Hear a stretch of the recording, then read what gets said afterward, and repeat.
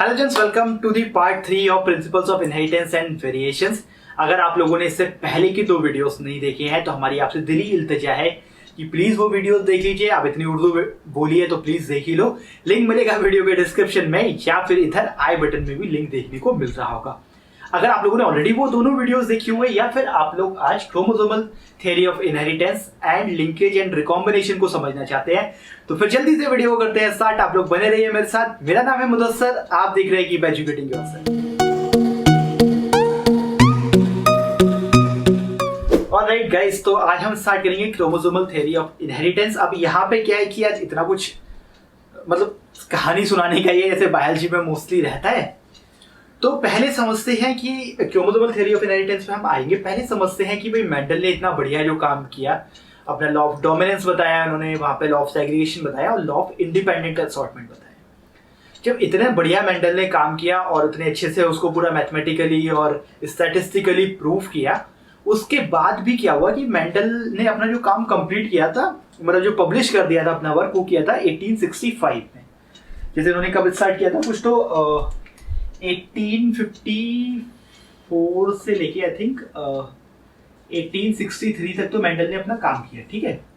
और उसके बाद उसको पब्लिश कर दिया कब, 1865 में।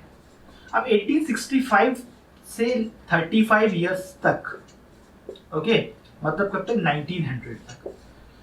1900 तक मेंडल का वर्क अनरिकॉग्नाइज्ड रहा, मतलब कि भाई किसी ने उनके काम को उतनी तवज्जो नहीं दी जिस इज्जत के और जिस रेस्पेक्ट के, वो इज्जत रेस्पेक्ट एक ही बात है, हाँ, जिसके वो हकदार थे वो उनको नहीं मिली। तो मेंडल का जो है इतना अच्छा काम करने के बाद भी उनको रिकॉग्निशन जो नहीं मिला, उसके मेन 3 रीजंस हैं। रीजंस आपको पता होने चाहिए, मतलब 3 से ज्यादा है एक्चुअली, लेकिन जो एनसीईआरटी बोल रही है वो 3 रीजंस हैं। पहला है यार कि कम्युनिकेशन, ठीक है। उस टाइम पे कम्युनिकेशन जो था उतना आसान नहीं था, मतलब इंटरनेट नहीं था, इस तरह का कोई सोशल मीडिया नहीं था, कुछ तरह के कुछ न्यूज वाले चीजें नहीं थी। मोस्टली लोग क्या करते थे, लिख के कम्युनिकेट करते थे अपना काम को। तो कम्युनिकेशन ना होने की वजह से मेंडल को एक वाइड ऑडियंस नहीं मिल पाई, ठीक है, उनके ज्यादा सब्सक्राइबर्स नहीं बन पाए मेंडल के। तो क्योंकि जब ज्यादा वर्क उनका पब्लिसाइज नहीं हो पाया ज्यादा जगह पे, तो एक तो पहला वो फैक्टर रहा कि भाई मेंडल को उतनी रिकॉग्निशन नहीं मिली। दूसरा फैक्टर क्या था, दूसरा फैक्टर एक्चुअली फैक्टर्स ही था। मेंडल ने जो टर्म निकाली थी फैक्टर्स, जो था ना कि फैक्टर्स, या फिर जिनको हम लोग जीन्स भी समझते हैं आज के टर्म्स में, तो मेंडल ने जो फैक्टर्स और जीन्स को बताया था, डिस्क्रीट यूनिट जो कि रेगुलेट कर रहा था इनहेरिटेंस पैटर्न के लिए, वो उस टाइम की कॉन्टेम्पोरेरी जो भी बायोलॉजिस्ट थे उनको समझना मुश्किल पड़ रहा था एक्चुअली, क्योंकि तब तक ज्यादा लोगों को पता नहीं था कि मतलब जेनेटिक मटेरियल का ही इशू चल रहा था उस टाइम पे। तो उस टाइम के लोगों को वो फैक्टर समझना बहुत मुश्किल पड़ गया जो उनके उस टाइम पे कॉन्टेम्पोरेरीज थे। तो दूसरा रीजन ये रहा मेंडल का कि उनको ज्यादा सक्सेस नहीं मिली। और तीसरा रीजन क्या था, उनका अप्रोच। कौन सा अप्रोच, मैथमेटिकल अप्रोच। मैं ज्यादा डिटेल में नहीं लिख पा रहा हूँ, तो बुक में दे ही रखा है। तो जो मेंडल का मैथमेटिकल अप्रोच था बायोलॉजी के लिए, वो उस टाइम के बायोलॉजिस्ट जो थे, सो कॉल्ड बायोलॉजिस्ट थे, उनको बहुत ही नागवार हो गया। वो हो गया है, उन्होंने बोला कि यार अब कोई मैथमेटिक्स वाला हमें बायोलॉजी सिखाएगा, है इतने बुरे दिन आ गए बायोलॉजी वालों के कि अब हमें बायोलॉजी मैथमेटिशियन से सीखनी पड़ेगी। तो जो मेंडल का अप्रोच था उस टाइम पे, जो है लोग जो बायोलॉजिस्ट थे उनकी ईगो बहुत बड़ी थी और वो चीज को मानने को तैयार नहीं हुए कि कोई मैथमेटिक्स वाला आके हमें बायोलॉजी समझा सकता है या हमारे बायोलॉजी में कंट्रीब्यूट कर सकता है। तो ये तीसरा बड़ा फैक्टर था। मुझे लगता है कि जो मेजर फैक्टर था वो यही था, जो मेंडल का अप्रोच था ना, वो बायोलॉजिस्ट हिल गए थे उससे, और वो अपनी एक तरह से क्या कहना चाहिए, ईगो कहना चाहिए या फिर बोलना चाहिए कि उनका दिल इतना बड़ा नहीं था कि वो ये समझ पाते कि साइंस इज साइंस, ठीक, कि जो है मैथमेटिक्स हो या कुछ भी हो, अगर बायोलॉजी को कोई अपने ढंग से एक्सप्लेन कर रहा है तो we should have a look on it. तो ये वजह से जो है, ये 3 फैक्टर्स की वजह से मेंडल जो है ज्यादा रिकॉग्नाइज नहीं हो पाए। एक और भी फैक्टर बोला जाता है कि उस टाइम पे डार्विन का डार्विन बहुत फेमस चल रहे थे वहां पे, उनकी जो ना था ना अपना सर्वाइवल ऑफ द फिटेस्ट और ये सब को लेके। तो एक ये भी बोलते कि डार्विन के सामने ये थोड़ा सा फीका पड़ गया मेंडल का काम। और मेंडल की एक्चुअली डेथ के बाद में उनको रिकॉग्निशन मिली 1900 में। 1900 में क्या था, 3 इंडिपेंडेंट साइंटिस्ट थे। कौन से थे? एक थे Hugo de worries, Hugo de worries, book में डी वरीज लिखा है तो मैं ये लिख रहा हूँ। एक थे कार्ल कॉरेंस, तो सिर्फ कॉरेंस लिख देता हूँ। और एक कौन से थे हमारे, थे वॉन शेरमेक। ये ठीक है, स्पेलिंग देख लेना, वैसे तो कोई बात नहीं। ये 3 उन्होंने क्या किया, इंडिपेंडेंटली मेंडल को रीडिस्कवर किया। इंडिपेंडेंटली मतलब तीनों अलग अलग ने इंडिविजुअली मेंडल के काम को दोबारा से करके देखा और उन्हें सिमिलर रिजल्ट मिले। तो यहाँ से एक्चुअली कुछ अब क्या होता है कि यहाँ से लोग मेंडल को सीरियसली लेना स्टार्ट करते हैं। अभी तक क्या किया, मेंडल ने काम खत्म कर दिया 1863 में, पब्लिश कर दिया 1865 में, उसके भी 35 साल लग गए, तब लोग मेंडल को समझना, लोगों ने 35 साल के बाद में उनको समझना स्टार्ट किया। अगर पहले ही समझ लेते तो कितना कुछ हो जाता, लेकिन जो है नहीं हुआ ऐसा। अब ये तो ठीक है, इन तीनों ने इंडिपेंडेंटली डिस्कवर कर लिया। उसके बाद में जो इंपॉर्टेंट है वो है 1902। 1902 में ये दो लोग बहुत इंपॉर्टेंट है। कौन कौन है? एक है वॉल्टर सटन और एक है थियोडोर बोवेरी। तो ये सटन और बोवेरी दोनों बहुत इंपॉर्टेंट है। इन्होंने क्या किया यार, इन्होंने जो है, क्योंकि 1902 आते आते तक क्या हुआ था कि माइक्रोस्कोपी में काफी एडवांसमेंट हो गया था। तो इन्होंने जब सेल में जब डिवीजन, जो माइटोसिस मियोसिस होता है, मियोसिस को ऑब्जर्व किया, तो उन्होंने देखा कि जैसे कि मेंडल अपने फैक्टर्स को सजेस्ट कर रहे थे कि फैक्टर डिस्क्रीट यूनिट होती है, वो पहले जो है अलग अलग हो जाते हैं और फिर उनका, जैसे पढ़ा था हमने लॉ ऑफ सेग्रीगेशन में कि वो दोबारा से भी वो पेयर वापस आ सकता है, जो कि करेक्टर हमें F1 जनरेशन में नहीं दिख रहा था। इसके साथ उन्होंने लॉ ऑफ इंडिपेंडेंट असॉर्टमेंट में बताया था कि they are independent, one pair of characters is independent of the other. तो ऐसा उनको एग्जैक्टली बिहेवियर नोटिस हुआ क्रोमोसोम्स के साथ में। किनको? इनको वॉल्टर सटन और बोवेरी को। ऐसा बोला जाता है कि Theodore Boveri was the student of Sutton, तो मतलब इन्हीं के पीएचडी स्टूडेंट थे वॉल्टर के ये बोवेरी। तो इन दोनों ने मतलब जो है ऑब्जर्व किया उस चीज को कि जैसा क्रोमोसोम का बिहेवियर हो रहा है मियोसिस में, वैसा ही बिहेवियर मेंडल ने एक्सप्लेन किया था अपने फैक्टर्स को लेके। तो उन्होंने बोला यार ये तो बात जो है 2 और 2 मिलके 4 हो गई यार, ये बात बिल्कुल सही समझ में आ रही है कि जो मेंडल ने बोला था वो एक्चुअली सही है। और इन दोनों ने ही मिलके क्या बनाया, ये क्रोमोसोमल थियरी ऑफ इनहेरिटेंस। तो बेसिकली जो क्रोमोसोमल थियरी ऑफ इनहेरिटेंस है, ये क्या क्या है, ये 2 चीजों से मिलके बना हुआ है। कौन कौन सी चीजों से? ये बना हुआ है हमारा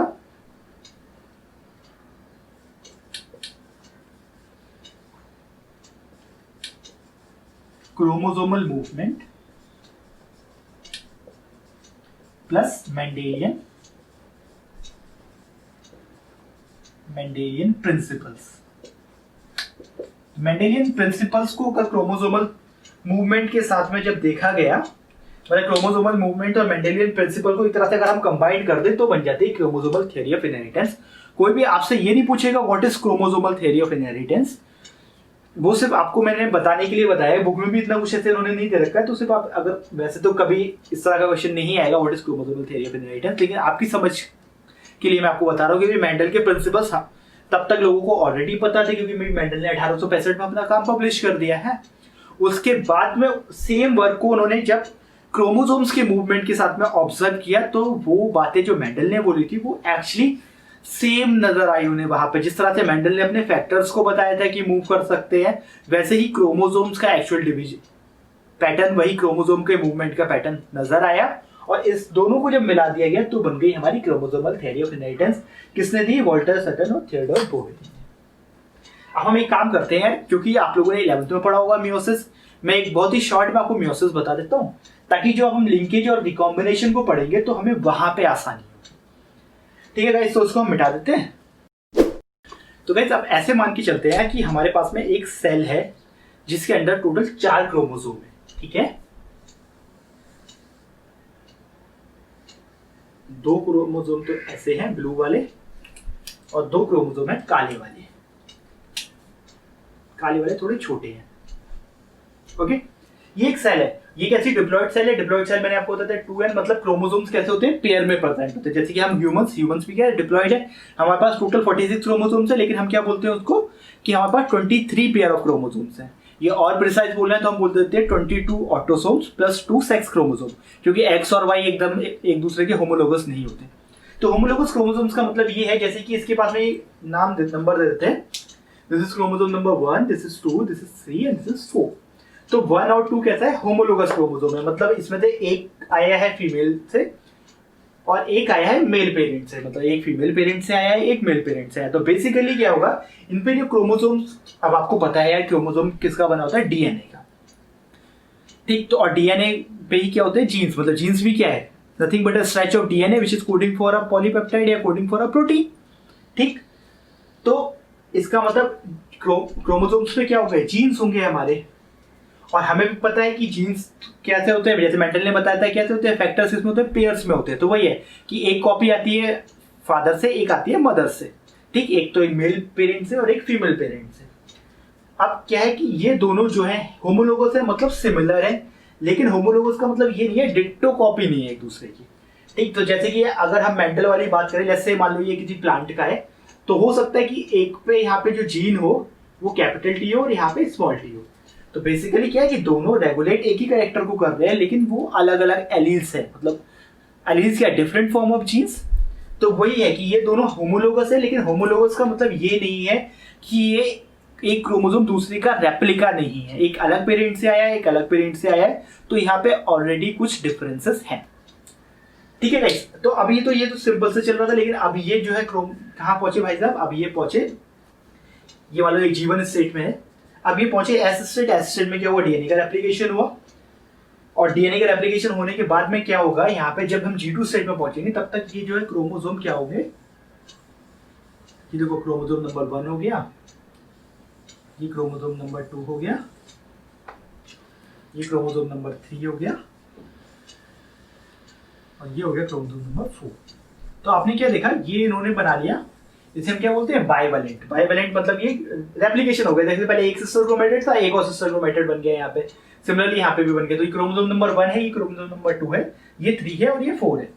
तो यहाँ पे आपने देखा कि जस्ट क्रोमोसोम कैसे होगा, इसको हम बोलते हैं बाइवेलेंट। बाइवेलेंट क्योंकि जस्ट डबल, मतलब डबल तो नहीं बोलूंगा मैं, क्रोमोसोम अभी भी कितने का, अच्छा ध्यान रखना क्रोमोसोम अभी भी ये 4 ही है टोटल, ये क्रोमोसोम नंबर 1 है, ये 2 है, ये नीचे 3 और 4 है। तो क्रोमोसोम अभी भी 4 ही है हमारे पास में, ठीक। लेकिन अब कैसे हो गया, वो बाइवेलेंट हो गए। अब यहाँ पे क्या होता है कि इसी के बाद में G2, इसी के बाद में जो है क्या होता है, क्रॉसिंग ओवर और रिकॉम्बिनेशन होता है मियोसिस के केस में।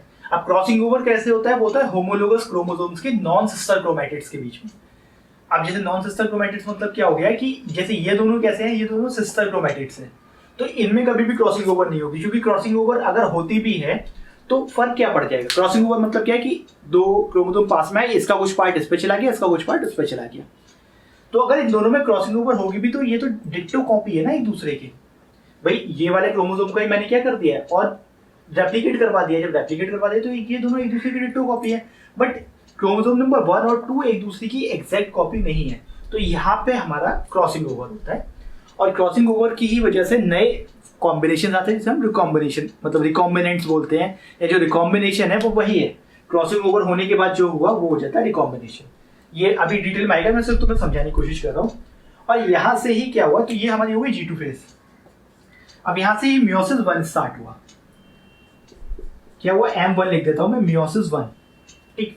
अब मियोसिस 1 में क्या होता है, मियोसिस 1 होता है हमारा रिडक्शनल डिवीजन। कौन सा होता है, रिडक्शनल डिवीजन। ये सब 11th का ही है, बस फिर भी मैं पढ़ा रहा हूँ। रिडक्शनल डिवीजन का मतलब क्या होगा कि यहाँ पे क्रोमोसोम नंबर जस्ट हाफ हो जाएंगे। इसका मतलब क्या होगा कि यहाँ पे हमारे पास में 2 सेल्स बनेंगे, ओके।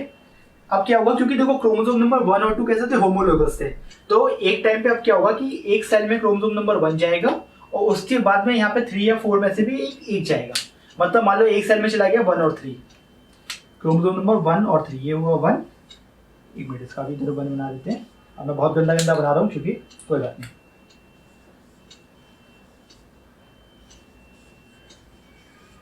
ये 4 है, ये 3 है, ये 1 है और ये 2 है। देखो क्या हुआ, एक सेल में चला गया क्रोमोसोम नंबर 1 और 3 और एक सेल में चला गया क्रोमोसोम नंबर 2 और 4। तो इसलिए मैंने बोला कि मियोसिस 1 कैसा रिडक्शनल डिवीजन है। अब यहाँ पे जो क्रोमोसोम जो अभी तक 2n थे, इधर भी 2n थे, अब वो सिर्फ N रह गए। अब इनसे भी क्या होगा, इनसे फर्दर मियोसिस 2 होगा, और मियोसिस 2 से क्या होगा, यहाँ पे इसके भी क्या होंगे, जो ये 2 है ना, इससे 2 से 4 सेल्स बन जाएंगे, और 4 सेल्स में अब क्या होगा, अब जैसे ये जो है ना, जो अभी तक बाइवेलेंट था, अब ये टूटेगा, जो बाइवेलेंट ये हमारे क्रोमोसोम दिखाई दे रहा है, ये टूट जाएगा, और बेसिकली अब हमारे 4 सेल कुछ तरह के बनेंगे। जैसे मान लो, यार बार बार मार्कर चेंज करना खराब लग रहा है, एक सेल बन गया, ठीक है, दूसरा काला वाला बाद में बना देंगे, तीसरा, चौथा, इसी के साथ में इसका दूसरा पार्ट। और ये वाली डिवीजन कैसी है, इसको हम बोलते हैं इक्वेशनल डिवीजन, क्योंकि यहाँ पे अब क्रोमोसोम जो है जैसे पहले थे वैसे, जैसे यहाँ पे भी मैं क्या बोलूंगा कि 2 क्रोमोसोम है, ये कितने हैं, 2, इधर भी कितने हैं, एक सेल में कितने आ रहे हैं, 2 क्रोमोसोम ही आ रहे हैं, जबकि पहले क्या था, एक सेल में 4 क्रोमोसोम थे, वो जब सेल ने डिवाइड किया तो ऐसे सेल बन गए जिसमें क्रोमोसोम नंबर 2 ही रहेगा, तो इसी को मैंने रिडक्शनल डिवीजन बता दिया। और ये अपना इक्वेशनल डिवीजन है। मैं जब 11th क्लास में था तो मैं एक्चुअली इसको उल्टा समझता था, मैं बोलता था कि ये इक्वेशनल है और ये रिडक्शनल है, तो मैंने कहा कि अगर मेरे जैसे कोई हो तो उनको मैं बता दूं, ठीक है। तो मेंडल ने जो लॉ ऑफ इंडिपेंडेंट असॉर्टमेंट बताई थी, उन्होंने क्या बोला था कि in a dihybrid cross one pair of trait is independent of another pair, movement of one pair of trait is independent of another pair। तो वही यहाँ पे दिख रहा है, जैसे कि अब ये देखो जो T और T है मान लो, और ये मान लो इस पे कौन सा था हमारा, कैपिटल Y और स्मॉल y, तो उन्होंने बोला था कि जो है ऐसा नहीं है कि जो अगर हमने जो इनिशियल पेरेंट लिया था, कैसा था, T नहीं R था उनका, वहाँ पे R ही लगा देते हैं, छोटा R बड़ा, तो उन्होंने बोला था कि अगर पेरेंट ये है आर आर और वाई वाई है, तो इसका मतलब ये नहीं है कि हमेशा कैपिटल आर और कैपिटल वाई साथ में रहेगा, यहाँ पे कुछ भी हो सकता है कि यहाँ पे जो है ये कॉम्बिनेशन बन जाए, एक जगह ये कॉम्बिनेशन बन जाए, एक जगह ये कॉम्बिनेशन बन जाए, और एक जगह ये कॉम्बिनेशन बन जाए। तो यहाँ से ही उन्होंने जो लॉ ऑफ इंडिपेंडेंट असॉर्टमेंट हमें बताया। तो हुआ क्या है कि यार अब एक दूसरे साइंटिस्ट आ गए जिन्होंने क्या किया, उन्होंने क्या है ड्रोसोफिला को यूज कर लिया एज अ मॉडल मेंडल्स के प्रिंसिपल्स को टेस्ट करने के लिए। वो कौन से साइंटिस्ट थे, वो थे हमारे बहुत ही खतरनाक साइंटिस्ट थॉमस हंट मॉर्गन। उन्हें क्या बोला जाता है, उन्हें फादर ऑफ मॉडर्न जेनेटिक्स भी बोला जाता है, जैसे मेंडल को फादर ऑफ जेनेटिक्स बोला जाता है, थॉमस हंट मॉर्गन को बोला जाता है फादर ऑफ मॉडर्न जेनेटिक्स।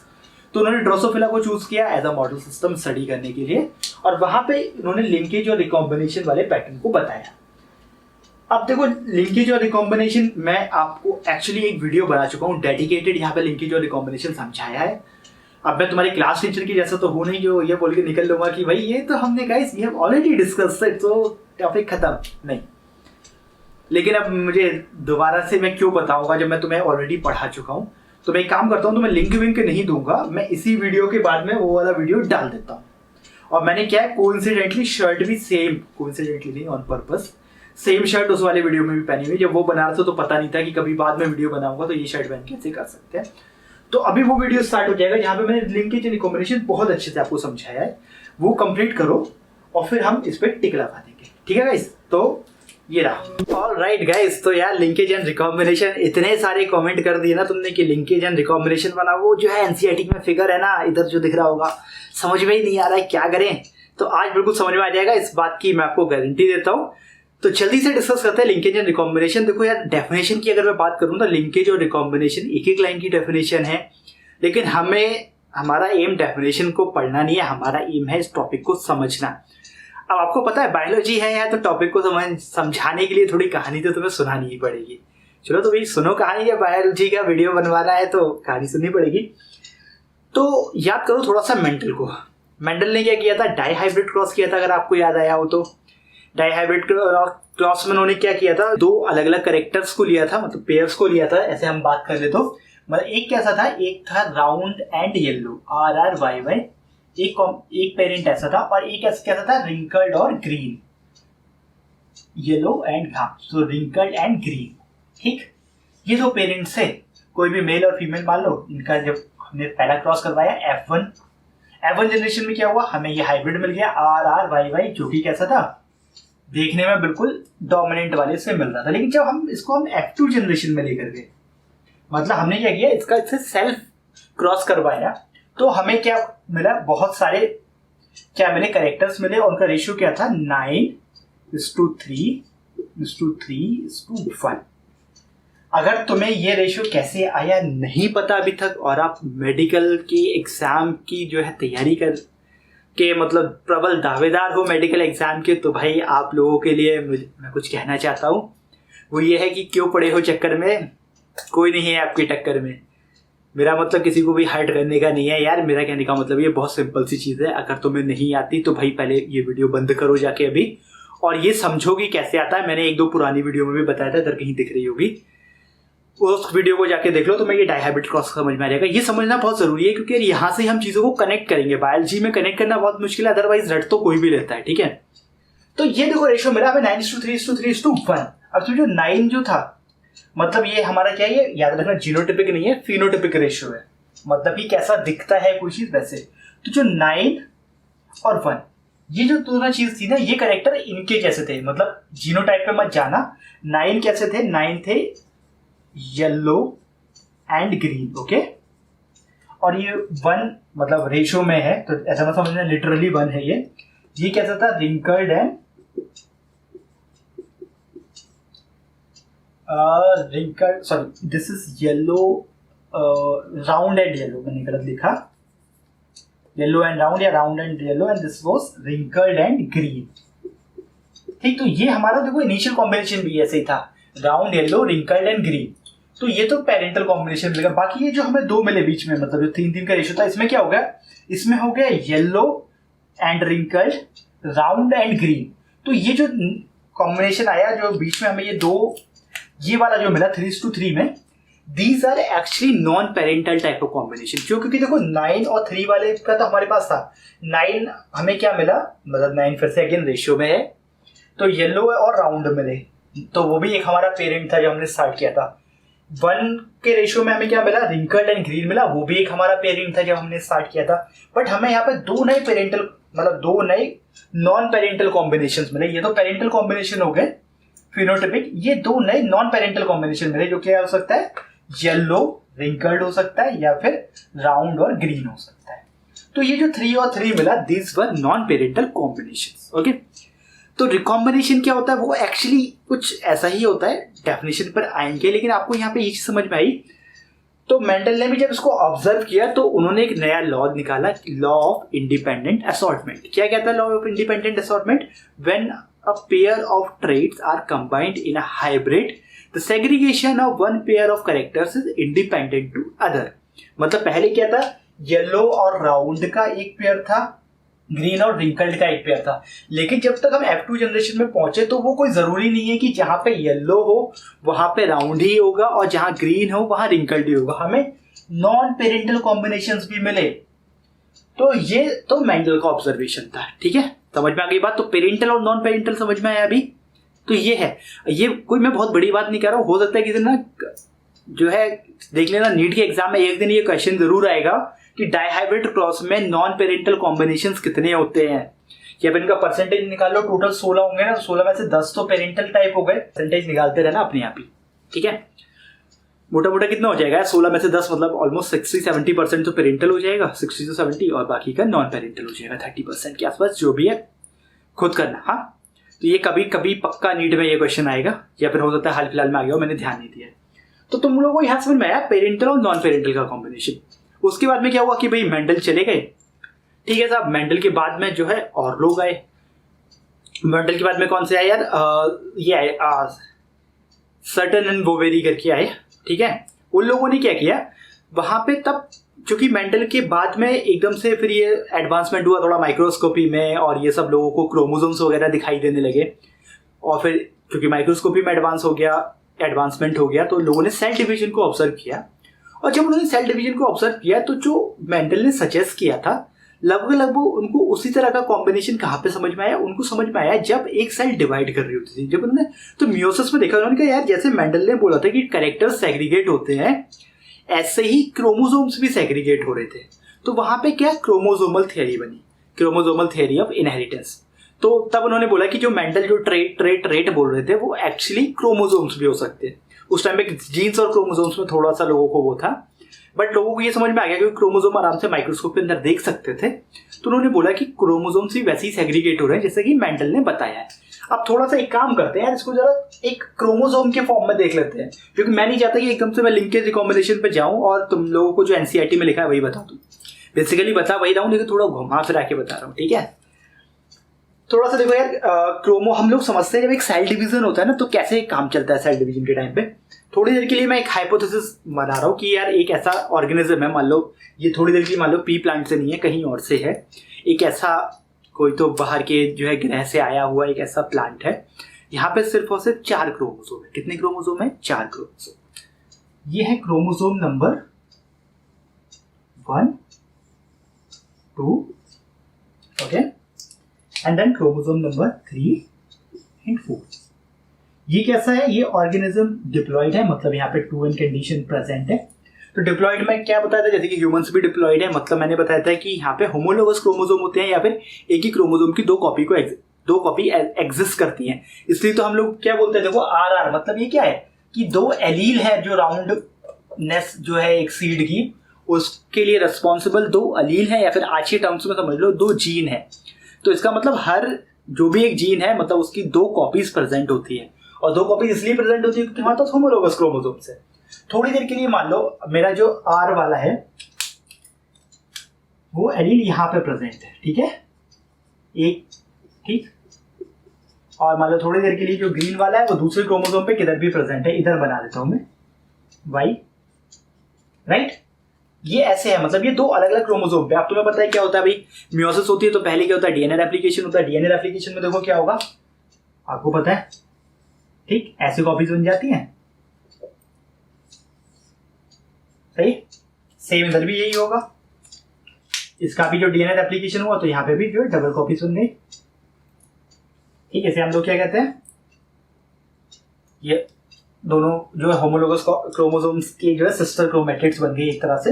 अब यहाँ पे क्या होता है, तो ये तो अपना डीएनए सिंथेसिस वाला स्टेप है, और इसी में जो एस फेज है इसी में होता है रिकॉम्बिनेशन। अगर आपको याद आया तो रिकॉम्बिनेशन में क्या होता है कि जो होमोलोगस क्रोमोसोम है वो एक दूसरे के ऊपर आते हैं और कुछ पार्ट एक्सचेंज हो जाता है नॉन सिस्टर होमोलोगस, पता है ना, नॉन सिस्टर क्रोमैटिड्स के बीच में होता है, मतलब कि इन दोनों के बीच में कोई, क्योंकि देखो ये इसकी जो एग्जैक्ट कॉपी है, ओके, ये दोनों भी एक दूसरे की एग्जैक्ट कॉपी हो सकते हैं, बट जरूरी नहीं है। एक टाइम पे ऐसा भी हो सकता है कि यहाँ पे एक कैपिटल R हो और यहाँ पे एक स्मॉल r हो, ऐसा भी हो सकता है।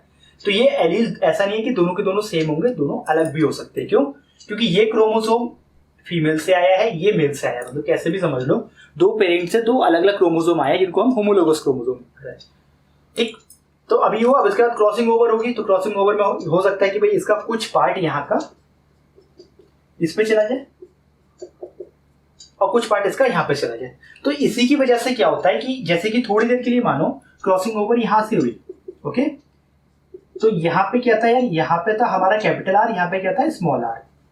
तो हो सकता है कैपिटल R इधर आ जाए, स्मॉल r उधर आ जाए। तो यही कहने का मतलब है कि जो नॉन पेरेंटल कॉम्बिनेशन बनते हैं वो रिकॉम्बिनेशन से बनते हैं। अब देखो अगले स्टेप में क्या होगा, मियोसिस 1 में क्या होगा, मियोसिस का जो 1 आएगा तो वहां पे क्या होगा, पहले रिडक्शनल डिवीजन होता है। मतलब क्या होगा कि आपके पास में 2 सेल बनेंगे, एक में तो ये वाला कॉम्बिनेशन आ जाएगा, ठीक है, एक सेल में, और दूसरा कौन सा आ जाएगा, इनमें से कोई आ जाएगा, ठीक।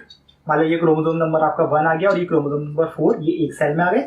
सिमिलरली दूसरे सेल में कितना आ जाएगा, क्रोमोसोम नंबर 2 और 3 आ जाएगा। तो ये मियोसिस 1 है। मियोसिस 2 में क्या होगा, तो मियोसिस 1 में ही क्या हो जाता है, रिडक्शनल डिवीजन हो जाता है। आपने देखा यहाँ पे होमोलोगस क्रोमोसोम खत्म हो गए। पहले क्या था, होमोलोगस क्रोमोसोम थे, क्रोमोसोम नंबर 1 और 2 कैसे हैं, एक दूसरे के होमोलोगस, मतलब मिलते जुलते हैं आपस में। तो पहले क्या हुआ, वो होमोलॉजी खत्म हो गई, इसलिए अब हम डिप्लॉइड से यहाँ पे हैप्लॉइड हो गए। और उसके बाद दूसरा मियोसिस होगा, मियोसिस 2, तो फिर क्या होगा, ये दोनों भी टूट जाएंगे, जो सिस्टर क्रोमैटिड है वो भी सेपरेट हो जाएंगे, और आपको ये ऐसे अलग अलग उसमें दिखते चले जाएंगे, ठीक है। तो मैं आगे बना नहीं रहा हूँ, आई होप तुम लोगों को यार इतना तो पता ही होगा, पूरा भरोसा है मुझे तुम्हारे ऊपर। तो इतने से तो मैं बस सिर्फ आइडिया समझ में आ गया कि यार यहाँ पे जो क्रॉसिंग ओवर हुई वो एक्चुअली अब क्या हो सकता है कि जो फाइनल गैमीट्स बनेंगे तो वो कैसे भी बन सकते हैं। जैसे कि इसका केस में जो अगर मैं इसके गैमीट्स बनाऊं थोड़ी देर के लिए, ये मेरा क्या है, ये मेरा पेरेंटल कॉम्बिनेशन है RR YY। तो ऐसे मान लो एक बार RR एक जगह कैपिटल Y और यहाँ पे स्मॉल y है, तो यहाँ पे क्या हो सकता है कि क्या क्या कॉम्बिनेशन, मतलब जो ये गैमीट्स बना रहा हूं मैं, क्या क्या बन सकते हैं। तो वो कैपिटल R कैपिटल Y बन सकता है, कैपिटल R स्मॉल y बन सकता है, स्मॉल आर कैपिटल वाई बन सकता है और स्मॉल आर और स्मॉल वाई बन सकता है। तो ये 4 कॉम्बिनेशन पॉसिबल है और वो 4 कॉम्बिनेशन आप यहाँ से समझ सकते हो। जैसे कि इस सेल से 2 बनेंगे और बाकी की जो बची उससे भी 2 बनेंगे, तो ये इस तरह की कॉम्बिनेशन आएंगे। तो यहाँ पे जो नॉन पेरेंटल एक तरह से कॉम्बिनेशन जो हमें दिखाई दे रहे हैं, मतलब कि एक क्या था ये और ये दोनों, ये क्या हुआ, ये बने हैं हमारे रिकॉम्बिनेशन की वजह से, क्रॉसिंग ओवर रिकॉम्बिनेशन जो हुआ उसकी वजह से बने। तो यार ये देखो, मैंने तुम्हें लिंकेज और रिकॉम्बिनेशन पे अभी हम पहुंच रहे हैं, ये सब तुम्हें मेंडल की कहानी बताई। तो इन्होंने यहाँ पे लॉ ऑफ इंडिपेंडेंट असॉर्टमेंट दे दिया और ये बता के अलग होगा कि भाई क्रोमोसोम फ्री टू मूव है, मतलब कि क्रोमोसोम तो नहीं, उनके जो ट्रेट्स हैं वो फ्री टू मूव है और वो जरूरी नहीं है एक पेयर में रहेंगे या नहीं रहेंगे। अब ये सब कुछ देख रहे थे हमारे जो है बहुत ही एकदम intelligent scientist Thomas Hunt Morgan. T H Morgan जो है एकदम बहुत, उनका ऑब्जर्वेशन जबरदस्त था। उन्होंने सोचा यार कि यार देखो बात तो सही है और आप क्रोमोसोमल इनहेरिटेंस भी पता चल गया था कि क्रोमोसोम से ऐसे हो रहा है। उन्होंने ड्रोसोफिला पे एक्सपेरिमेंट करना शुरू किया। ड्रोसोफिला वही अपनी फ्रूट फ्लाई जो आपने देखी होगी, छोटी सी हो रहती है, बिल्कुल छोटी सी जरा सी। मैं जब 12th क्लास में था तो मैं पता है ड्रोसोफिला वो हरी वाली मक्खी समझता था, जो फ्रूट पे नहीं आ रही थी बड़ी वाली हरी वाली मक्खी, मैं उसको ड्रोसोफिला समझता था। बट एक्चुअली वो ड्रोसोफिला नहीं है, ड्रोसोफिला बहुत जरा सी होती है, जिनको हम कभी मक्खी कंसिडर भी नहीं करते, कहते हैं छोटे छोटे कीड़े हैं, वही ड्रोसोफिला होती है। तो जो है उन्होंने ड्रोसोफिला पे एक्सपेरिमेंट शुरू किए। ड्रोसोफिला क्योंकि एक अच्छा मॉडल था, बहुत कम टाइम लेता है, मतलब जनरेशन टाइम बहुत शॉर्ट है और बहुत सारे उनकी प्रोजेनी होती है, मतलब बहुत सारे आपको बच्चे स्क्रीन, मतलब बहुत सारे उनके ऑफ स्प्रिंग्स जो है उनको आप माइक्रोस्कोप के अंदर देख सकते हो। किसी की आंखें अलग होती है, किसी का विंग का डिजाइन अलग होता है, तो बहुत सारे ट्रेट्स हैं जिनको आप जो है देख सकते हो, ऑब्जर्व कर सकते हो। तो थॉमस हंट मॉर्गन ने क्या किया, उन्होंने 2 ऐसे कैरेक्टर लिए जो एक्चुअली सेक्स लिंक थे। सेक्स लिंक से मेरा मतलब क्या है, जो कि एक्स क्रोमोसोम थे। अब एक्स क्रोम पे अब देखो यहाँ पे क्या हुआ कि यहाँ पे वो कहानी चेंज हो गई। अभी क्या हुआ कि जो मॉर्गन ने 2 कैरेक्टर, मेंडल ने जो 2 कैरेक्टर लिए थे अपना, कौन सा, राउंड एंड येलो या फिर रिंकल्ड और ग्रीन, ये दोनों अलग अलग क्रोमोसोम्स पे प्रेजेंट थे। ठीक है, एक इधर क्रोमोसोम के सेट पे है, एक इधर है। लेकिन अब इन्होंने, मॉर्गन ने क्या किया, इन्होंने 2 ऐसे कैरेक्टर सेलेक्ट किए जो कि एक ही क्रोमोसोम पर है।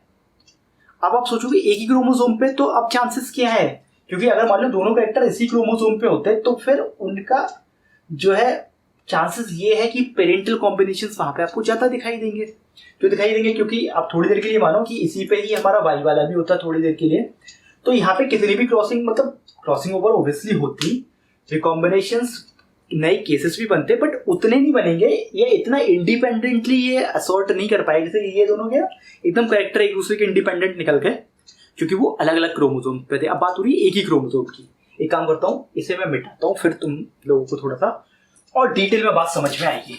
आई होप इतना समझ में आया होगा यार। मैं कुछ ज्यादा कॉम्प्लिकेट करने की तो कोशिश नहीं कर रहा हूँ, बस आप लोगों को कहानी बता रहा हूँ ताकि तुमको एनसीईआरटी की फिगर देख के ना डरो यार। बस चलो एक काम करते हैं, जो डायरेक्ट मॉर्गन ने जो दिखाया है ना क्रॉसेस को देख के तुम डरते हो, वो तुमसे ही बनवाते हैं। ठीक है, तैयार हो जाओ जरा। देखो जी, फिर से समझ लो, डिप्लॉयड है, हम लोग भी डिप्लॉयड है, ड्रोसोफिला भी डिप्लॉयड है। डिप्लॉयड में क्या होता है, मैंने बताया था क्या होता है, एक सेट ऑफ क्रोमोसोम होता है, मतलब कि क्रोमोसोम्स पेयर्स में होते हैं, है ना। क्रोमोसोम नंबर 1 और 2 कैसे हैं, एक दूसरे के होमोलॉगस क्रोमोसोम से। लेकिन जहां बात सेक्स क्रोमोसोम पे पहुंची, जैसे कि ह्यूमंस में हम लोग क्या बोलते हैं, टोटल बोलते हैं 46 क्रोमोसोम से, या फिर क्या बोलते हैं हमारे 23 पेयर बोल देते हैं, या तो 46 क्रोमोसोम या फिर 23 पेयर, या फिर और तो हम बोल देते हैं कि 22 pairs of autosome plus X and Y, क्योंकि एक्स और वाई वहां पे अलग अलग हो जाता है। तो ऐसे ही ड्रोसोफिला में यहाँ पे देखो मैं मेल और फीमेल ड्रॉ कर लेता हूँ। देखो ये क्या है, आई होप यहाँ पे लाइट नहीं आ रही ज्यादा, ये फीमेल है और ये मेल बना दिया मैंने। ओके, अब अगर मैं एक्स क्रोमोसोम की बात करता हूँ, थोड़ी देर के लिए मानो ये क्या है, ये एक्स क्रोमोसोम में थोड़ा सा ऐसे बना देता हूँ उल्टा। ठीक है, ये एक्स क्रोमोसोम है, तो फीमेल में क्या होता है, 2 एक्स क्रोमोसोम प्रेजेंट होते हैं। मेल में क्या होता है वहीं पे कि भाई एक्स क्रोमोसोम है, और दूसरा क्या होता है कि दूसरा कुछ होता ही नहीं है, या फिर थोड़ी देर के लिए वाई क्रोमोसोम, तो मैं इसको ऐसे बना के छोड़ दे रहा हूँ। या फिर कहने का मेरा यहाँ पे सिर्फ मतलब इतना है कि ये इन दोनों में कभी भी क्या होगा कि रिकॉम्बिनेशन नहीं होता है। ठीक है, मतलब रिकॉम्बिनेशन भी नहीं कहना चाहिए एक तरह से। तो एक्चुअली यहाँ पे क्या होगा कि अपना क्रॉसिंग ओवर के लिए, इसमें तो क्रॉसिंग ओवर हो जाएगी क्योंकि दोनों एक्स क्रोमोसोम है, यहाँ पे क्रॉसिंग ओवर रिकॉम्बिनेशन हो जाएगा, बट मेल में नहीं हो पाएगा क्योंकि दूसरा काउंटर पार्ट है ही नहीं उसका, जिससे कि वो ऐसे कर पाए, क्या कर पाए, क्रॉसिंग ओवर कर पाए, जहाँ से कि नए रिकॉम्बिनेशन वाली केसेस आए, तो वो है ही नहीं यहाँ पे, तो इसलिए खाली बना दिया है। जो तुम्हारी बुक में वाइल्ड टाइप लिख दिया है ना, वो वही मतलब है। तो मेल में क्या हुआ, एक्स क्रोमोसोम और ये ऐसे हुआ, और फीमेल में क्या हुआ, 2 एक्स क्रोमोसोम हुए। अब उन्होंने 2 करेक्टर लिए थे, क्या क्या लिया था, वाई और डब्ल्यू। ठीक है, वाई डब्ल्यू क्या है किसी को कोई फर्क नहीं पड़ रहा है, जो तुम्हारा मन करे वो मान लो। जैसे कुछ तो उन्होंने बताया था यार, yellow bodied white I, and दूसरा कौन सा बताया था, व्हाइट बॉडीड रेड आई, जो भी है वॉटएवर, कुछ कोई मतलब नहीं है ये येलो और वाई क्या है, कुछ लेना देना नहीं है, कुछ याद नहीं करना। इसलिए मैंने जानबूझ के नहीं पढ़ा ताकि मुझे याद रहे और मैं तुम लोगों को बता पाऊं। ठीक है, तो येलो और वाई 2 करेक्टर्स हैं, बस दैट्स इट। सिमिलरली मेल में कौन सा है, वाई प्लस और डब्ल्यू प्लस। ठीक है, ये दोनों क्या है, ये मान लो थोड़ी देर के लिए डोमिनेंट है, इसलिए मैंने इसमें प्लस का साइन लगा दिया है। ओके, तो सेम क्या होगा, यहाँ पे भी वो वाई और ये डब्ल्यू होंगे, और इधर तो कुछ है ही नहीं। तो जब इनकी F1 जनरेशन आएगी, तो F1 जनरेशन में देखो फीमेल्स में देखो क्या हो जाएगा, फीमेल्स में क्या होगा, क्योंकि अब जब फीमेल बनेगी तो उसका क्या होगा, एक एक्स क्रोमोसोम यहाँ से आएगा और एक एक्स क्रोमोसोम कहाँ से आएगा, मेल से आएगा फीमेल में, राइट। तो इसका मतलब एक क्रोमोसोम तो यही रहेगा, कौन सा वाला, वाई और डब्ल्यू वाला, और दूसरा क्रोमोसोम कहाँ से आ जाएगा, फीमेल से आ जाएगा, मतलब कि सॉरी मेल से आ जाएगा, मतलब कि जिसमें क्या है हमारा वाई प्लस और डब्ल्यू प्लस। ठीक, और मेल्स में क्या होगा कि अब मेल्स में क्या होगा, एक्स क्रोमोसोम तो फीमेल से ही आएगा, तो यहाँ तो वही करेक्टर आ गया अपना वाई और डब्ल्यू वाला, और ये जो नीचे वाला है ये एज इट इज रहेगा, क्योंकि दूसरा कोई क्रोमोसोम है ही नहीं उनके पास में, जो भी है तो उसका कोई मतलब नहीं है। एक्स कभी भी दिखा ना, X0 लिख देते हैं आपको, तो मतलब कुछ नहीं है यहाँ पे। तो ये भाई कहानी हो गई यार F1 की। ठीक है, तो काइंड ऑफ अभी तक हम वैसे ही चल रहे हैं एक तरह से, जो कि हम डाइहाइब्रिड क्रॉस में कर रहे थे। ठीक है, अब देखो कहानी इंटरेस्टिंग होगी जब F2 पर आएंगे, जब हम क्या करेंगे कि सेल्फ क्रॉसिंग करवाएंगे। ये दोनों मतलब ये 2 से मैं दिखा रहा हूँ, लेकिन बहुत सारे ऑफस्प्रिंग्स होंगे इनके, जब हम सबकी सेल्फ क्रॉसिंग करवाएंगे, जैसे कि हमने डाइहाइब्रिड क्रॉस में किया था F2 जनरेशन में, तो हमें क्या मिला था 9:3:1। तो अभी ये क्या कर रहे हैं, मॉर्गन भी कुछ वैसा ही एक्सपेक्ट कर रहे हैं।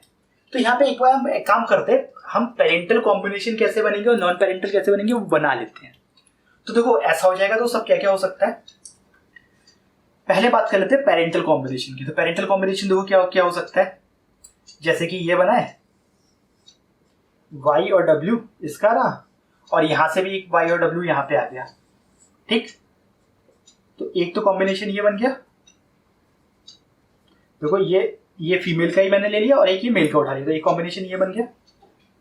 ठीक है, दूसरा कॉम्बिनेशन क्या बन सकता है, क्योंकि फीमेल्स की हम बात कर रहे हैं, तो फिर ये वाला हो और एक इसका आ जाए, मतलब फिर से वही, फिर से 2 बना देते हैं।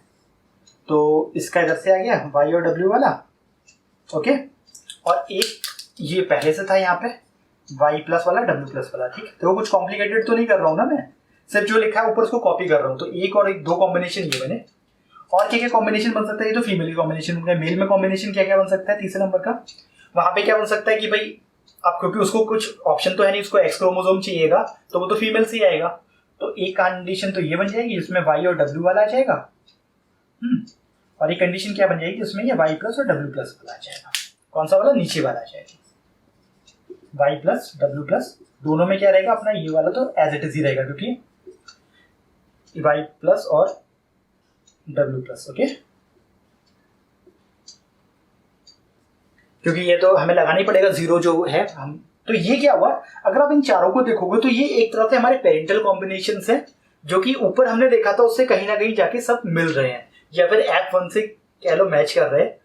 जो भी है यहाँ पे दोनों करेक्टर्स कहने का मतलब है साथ में है, जैसे कि पहले वाई प्लस डब्ल्यू प्लस साथ में था, यहाँ पे कोई भी अभी तक हमें सेग्रीगेशन नहीं दिखा, ये 4 में एटलीस्ट।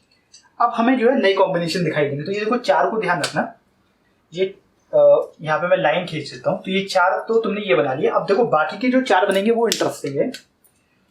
तो अब बाकी के देखो 5वां क्या बन सकता है। अब मान लो यहाँ पे क्रॉसिंग ओवर हुई, अगर मान लो इन दोनों में क्रॉसिंग ओवर होगी तो हो सकता है कि ये वाला वाई प्लस ऊपर चला जाए और ये वाला वाई नीचे आ जाए। तो ये क्रोमोसोम जो जिसपे वाई और डब्ल्यू थे, अब हो सकता है इसमें क्या हो जाए, क्रॉसिंग ओवर होने की वजह से, रिकॉम्बिनेशन की वजह से वाई प्लस डब्ल्यू आ जाए। तो एक ये कॉम्बिनेशन बन सकता है हमारा, क्या, वाई प्लस डब्ल्यू, और दूसरा इसका यहां से उठ के आ जाएगा ये, ठीक, वाई एंड डब्ल्यू। एक तो कॉम्बिनेशन ये बन गया, ठीक है। दूसरा कॉम्बिनेशन क्या हो सकता है, दूसरा कॉम्बिनेशन फिर से हुआ कि मान लो W प्लस और ये W आपस में एक्सचेंज हो जाए। तो इधर क्या क्या रहेगा अपना, तो ये वाला है थोड़ी देर के लिए, मानो यहाँ पे क्या आ जाएगा, अभी हमने क्या लिखा था y प्लस W, तो y और W प्लस, और फिर से यहाँ से y और W आ जाए। और मेल्स में क्या क्या हो सकता है, 6, 7 और 8, एक मिनट ये भी कर लेते हैं। अब देखो मेल्स में क्या क्या हो सकता है यार, मार्कर गिर गया, कोई बात नहीं। मेल्स में है कि यहाँ पे क्योंकि ये तो नीचे का तो ऐसे ही रहेगा है ना, इसका तो कुछ हम कर ही नहीं सकते। यहाँ पे आप देखो क्योंकि क्रॉसिंग ओवर होने के बाद में वो उधर जा सकता है, तो यहाँ पे भी ये दोनों आ सकते हैं कि भाई एक तरफ एक बार क्या आ जाए कि y प्लस W आ जाए, और दूसरी बार क्या चांस है y और W प्लस आ जाए। देखो सर ध्यान से कुछ नहीं कर रहा हूं, मैं सिर्फ कॉपी कर रहा हूं, और ये तुम लोगों को आई होप समझ में जरूर आ रहा होगा कि मेरे कहने का क्या मतलब है। अब तुम लोग अगर ध्यान से देखोगे तो यहाँ पे हुआ क्या कि ये जो 4 कॉम्बिनेशन बने, ओके, दीज आर पेरेंटल, क्योंकि वो पेरेंट्स में कॉम्बिनेशन प्रेजेंट है। यहाँ पे जो 4 बने नए, these are non parental combination. तो तुम्हारी बुक में वही लिखा है। अभी देखो फिगर, देखो फिगर से कुछ तुम्हें थोड़ा सेंस बनेगा, मैंने इसलिए उसी तरह से बनाने की कोशिश की थी।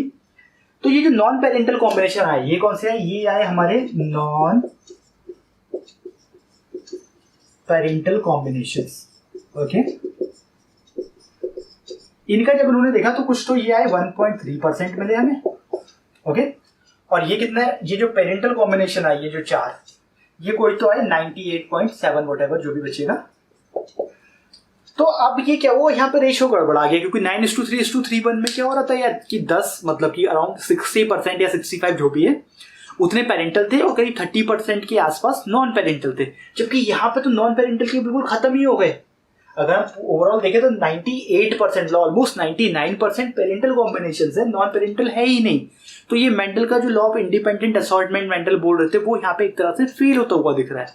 वो एक्चुअली फेल नहीं हो रहा है। रीजन क्या है कि दोनों जो कैरेक्टर्स हैं या दोनों ट्रेट्स हैं या दोनों एलील है, वो एक ही क्रोमोसोम पे प्रेजेंट है। थोड़ी देर के लिए अगर ये 2 क्रोमोसोम्स पे प्रेजेंट होते तो हमने जैसा मेंडल ने बताया था एग्जैक्टली वैसा देखने को मिलता। अब तुम बोलोगे कि यार एनसीईआरटी में एक और दे रखा है जहां पे कुछ तो 60% के आसपास पेरेंटल है और 30% मतलब 60-65% पेरेंटल है जो भी है, और 30% से कुछ ऊपर नॉन पेरेंटल है, तो वहां पे ज्यादा हो रहा है।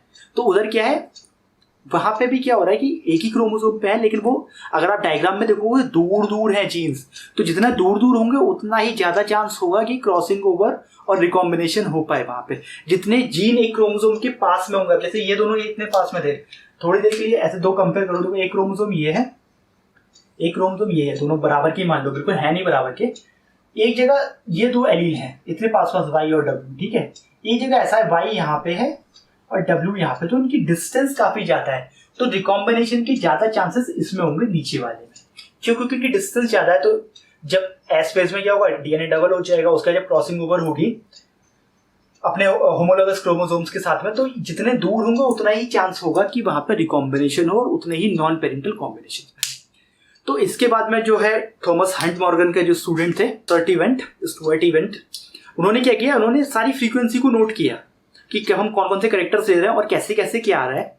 और तब उन्होंने क्या देखा कि जितने कम मतलब जितने ज्यादा पेरेंटल कॉम्बिनेशन की फ्रीक्वेंसी आ रही है, इसका मतलब जीन्स उतने ही टाइटली लिंक्ड है या उतने ही क्रोमोसोम में पास पास है, और उसी को उन्होंने टर्म दिया linkage. Linkage is nothing but physical association of 2 genes on a chromosome, that's it. एक लाइन की डेफिनेशन है, लिख लो, linkage is physical association of 2 genes on a chromosome, या फिजिकल एसोसिएशन ऑफ 2 भी मत बोलो, physical association of genes on a chromosome, that is linkage. Recombination is generation of non-parental combination. Non-parental combination का बनना ही कहलाता है recombination. Generation of non-parental combination, जो कि यहाँ पे हो रहा है कि ये जितने भी कॉम्बिनेशन बन रहे हैं ये सारे के सारे नॉन पेरेंटल हैं, तो ये रिकॉम्बिनेशन की वजह से बन रहे हैं। और ये जो आ रहा है हमारे पास में पेरेंटल कॉम्बिनेशन, वो लिंकेज की वजह से आ रहा है। तो यही है यार लिंकेज और रिकॉम्बिनेशन। आई होप आपको समझ में आ गया होगा बहुत अच्छे से। तो बस इतना ही कहने का मतलब। तो फिर बाद में क्या हुआ कि जो थॉमस हंट मॉर्गन के मैं स्टूडेंट की बात बता रहा हूँ, तो उसके बाद में उन्होंने देख लिया कि हाँ भाई जितनी ज्यादा पेरेंटल कॉम्बिनेशन आ रहा है इसका मतलब जीन उतने ही पास हैं। और लेटर उन्होंने क्या किया, अपना और स्टडीज करके उन्होंने एक्चुअली बताना स्टार्ट कर दिया कि 2 ट्रेट है या 2 जीन्स है वो एक क्रोमोसोम पे कितनी दूरी में है। उसको वो लोग जो है ना CM में नापते हैं, सेंटीमॉर्गन में। जैसे मैंने 2 जीन का बताया कि ये जीन इससे इतने सेंटीमॉर्गन दूरी पे, तो उन्होंने वो इसी तरह से कैलकुलेट किया हुआ है कि जितना ज़्यादा दूर होगा उतने ही ज़्यादा रिकॉम्बिनेशन के चांसेस होंगे, उतने ही नॉन पेरेंटल कॉम्बिनेशन मिलेंगे। तो इसके लिए जो है थॉमस हंट मॉर्गन को नोबेल प्राइज मिला यार, फिजियोलॉजी एंड मेडिसिन में, आई थिंक 1933 में, but that is not important not the Nobel prize, नहीं, साल इम्पॉर्टेंट नहीं है। तो guys this was linkage and recombination. बहुत अच्छा टॉपिक है। आई होप कि अब आप उस फिगर से नहीं डरोगे और उसको डरने की जगह समझने की कोशिश करोगे। That is nothing but a dihybrid cross. Okay guys, यार आपने ये तो पढ़ लिया लिंकेज एंड रिकॉम्बिनेशन, लेकिन यार यहाँ पे एक चीज और रह गई है एनसीईआरटी की, जो एक छोटा सा टेबल है, देखो आपको यहाँ दिख रहा होगा, जहाँ पे वो कंपैरिजन करने की कोशिश की जा रही है जीन्स और क्रोमोसोम्स के बीच में। तो ये टेबल मैंने सोचा आपको बता दूं, हो सकता है कि काफी सारे लोगों को पढ़ने में दिक्कत हो, वो समझने में थोड़ी परेशानी आए। तो उन्होंने क्या किया, कंपेयर किया गया है ए और बी, इसमें से एक क्रोमोसोम है एक जीन्स है। पहला देखो सेम ही लिखा है उन्होंने, अकर्स इन पेयर, तो आपने यहाँ पे लिख लिया भाई क्रोमोसोम्स के पेयर्स में, स्पेशली अगर हम बात करें डिप्लॉयड ऑर्गेनिजम्स की। अब मैं चश्मा लगा लिया धोखे से, मैं इसको हटा देता हूँ, नहीं तो मेरी लाइट दिखेगी इसमें। हाँ जी, तो पहली बात तो ठीक है यार, अकर्स इन पेयर। दूसरा क्या है, segregation at the time of gamete formation such that only one of each pair is transmitted to a gamete, और ये भी दूसरे के लिए भी सेम ही बात है। तो ये बातें हमें दोनों समझ में आ जाती हैं। तो अब थर्ड पॉइंट जो है वो है जो डिफरेंशिएट कर रहा है, ए के रेस्पेक्ट में बोल रहा है वो independent pairs segregate independently of each other, और बी के रेस्पेक्ट में बोल रहा है one pair segregate independently of another pair. क्या बोला है, one pair segregate independent of the another pair. तो भाई इसमें देखो जो बी वाला है वो जीन है एक्चुअली। कैसे होगा, मार्कर उठाता हूँ, लेट्स से ऐसे मान के चलो कि यहाँ पे ये एक पेयर है, ये हो गया, और नहीं एक पेयर इसमें भी नहीं लेते, रुको यहाँ इसको भी जाने दो। यहाँ पे समझो, जैसे कि मान लो यहाँ पे ये एक पेयर ऑफ जीन्स है, ठीक है, मान लो कैपिटल आर और स्मॉल आर है। अब क्या होगा, ये दोनों क्या करेंगे, एक दूसरे के इंडिपेंडेंटली सेग्रीगेट करेंगे। ऐसा नहीं है कि यहाँ पे मतलब ये कैपिटल आ जाएगा, ये कहीं और चला जाएगा। ये बात क्रोमोसोम के लिए भी सही हो रही है, क्योंकि इसका एक क्रोमोसोम इधर आ जाएगा, एक क्रोमोसोम कहीं और चला जाएगा। लेकिन अगर यहाँ पे मैं दूसरा पेयर इंट्रोड्यूस कर दूं जो कि इसके बहुत ज्यादा क्लोज है, जैसे समझो यहाँ पे अब जो ब्लैक वाला है ना वो इसके बहुत ज्यादा क्लोज है, तो अब क्या होगा, क्रोमोसोम्स में वो क्या बोल रहा है, independent pairs segregate independently of each other. अब जीन्स में अब इसमें ये चीज नहीं हो पाएगी। अगर अब मैं बोलूं कि यहाँ पे ये दोनों इंडिपेंडेंट पेयर्स हैं, बिल्कुल सही बात है, लेकिन ये एक दूसरे के इंडिपेंडेंटली सेग्रीगेट नहीं कर पाएंगे। क्यों? क्योंकि इनकी डिस्टेंस बहुत कम है, और आपको पता है कि डिस्टेंस जितनी कम होती है उतना ही रिकॉम्बिनेशन फ्रीक्वेंसी कम आती है, या फिर उतना ही क्या हम बोलेंगे नॉन पेरेंटल कॉम्बिनेशंस कम मिलते हैं। तो इसलिए यहाँ पे अगर एक ही क्रोमोसोम पे दो जीन्स बिल्कुल पास पास है, या दो पेयर ऑफ जीन्स बहुत पास पास है, तो फिर वो लोग एक दूसरे के इंडिपेंडेंटली सेग्रीगेट नहीं हो पाएंगे। तो जो तीसरा पॉइंट है वही डिफरेंशिएट कर रहा है। तो क्रोमोसोम्स तो कर सकते हैं इंडिपेंडेंटली, जैसे अब क्रोमोसोम है, मान लो ये 4 है, तो ये चारों एक दूसरे से इंडिपेंडेंट है कि भाई ये कहीं जाएगा तो जरूर इसके साथ में कोई भी जा सकता है इन दोनों में से। बट अगर ये दो जीन्स बिल्कुल एक साथ हैं, ठीक है, तो अगर इवन क्रॉसिंग ओवर भी हो जाए तो क्रॉसिंग ओवर में भी ये दोनों साथ ही रहेंगे। जब ये दोनों साथ ही रहेंगे तो हम ये नहीं बोल सकते कि independent pairs segregate independently of each other. One pair segregate independent of each other, one pair के लिए ठीक है, अनदर पेयर मतलब एक पेयर के लिए ठीक है, जैसे ये ब्लू वाला जो है तो पूरा एक पेयर है, तो ये पता है कि भाई ये सेग्रीगेट करेगा, और इंडिपेंडेंट सेग्रीगेशन होगा, ये इसके साथ में कोई और बन सकता है कॉम्बिनेशन, इसके साथ में कुछ और बन सकता है। लेकिन अगर ये दो बहुत पास पास है तो ये एक दूसरे के इंडिपेंडेंटली सेग्रीगेट नहीं कर पाएंगे। तो यही एक डिफरेंशिएटिंग पॉइंट था जो एक्चुअली मैं बताना भूल गया था, पूरी वीडियो खत्म हो गई, लेकिन मैंने तुम लोगों को इसलिए बीच में बताया ये। चलो गाइस, तो गाइस इसी के साथ में आपका लिंकेज और रिकॉम्बिनेशन कंप्लीट हो जाता है। आई होप कि आपको अच्छे से समझ में आ गया होगा। फिर से वही कहने का मतलब है कि मेंडल ने जो लॉ ऑफ इंडिपेंडेंट असॉर्टमेंट दी थी, Mendel was lucky in the sense कि उनके जो भी उन्होंने ट्रेड्स लिए थे वो अलग अलग क्रोमोसोम्स पे मौजूद थे। अगर काश कुछ वो ऐसे कैरेक्टर ले लेते जो एक ही क्रोमोसोम पे पास पास मौजूद होते, तो वहां पे क्या होता, उनको पेरेंटल जो भी कॉम्बिनेशंस हैं वो कहीं ज्यादा दिखते, और जो उनका रेशियो था 9:3:3:1 वो फॉलो नहीं हो पाता। ठीक है, चलो बस इस वीडियो को यहाँ पे ही रोकते हैं। वीडियो अच्छा लगा हो तो लाइक जरूर करना। नेक्स्ट वीडियो में आगे के टॉपिक्स को डिस्कस किया जाएगा एज ऑलवेज, और प्लीज नए हैं तो सब्सक्राइब कर लो यार, सब्सक्राइब करना एकदम फ्री है। लाइक करना तो और भी ज्यादा फ्री है और कमेंट करने के तो पैसे मिलते हैं। कर दो यार। अगर आपको हमारा पढ़ाना पसंद आता है और अगर आप हमारे चैनल को फाइनेंशियली सपोर्ट करना चाहते हो तो हमारे चैनल के मेंबर भी बन सकते हो। सब्सक्राइब के एक मेंबरशिप वाला ज्वाइन बटन लिखा रहा होगा, ज्वाइन बटन पे क्लिक करके कुछ एक फी के साथ में आप हमारे मेंबर बन सकते हो। मेंबर्स को कुछ बिहाइंड द सीन्स और इधर उधर की चीजें मिलेंगी। पढ़ाई वाले वीडियो सबके लिए सेम ही रहेंगे। तो इररिस्पेक्टिव ऑफ कि आप मेंबर बनो या ना बनो, पढ़ाई वाले वीडियो सब लोगों के लिए सेम है, इनका कोई चार्ज नहीं है, एकदम फ्री में। तो देखो, लोगों को शेयर करो। सब्सक्राइबर हमारे उतने नहीं बढ़ रहे हैं तो थोड़े बढ़वाओ यार। बस इसी के साथ में रुकते हैं। एनसीईआरटी से जरूर पढ़ लेना।